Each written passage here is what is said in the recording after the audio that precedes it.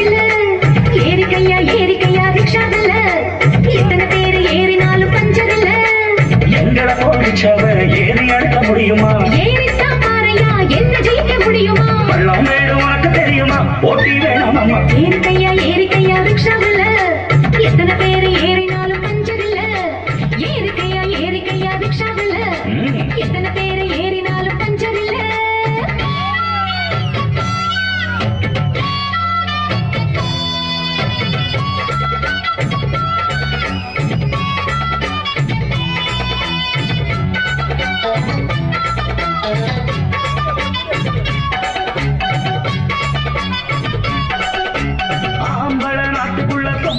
வீட்டுக்குள்ள முன்னோருங்க சொல்லி வச்சாங்க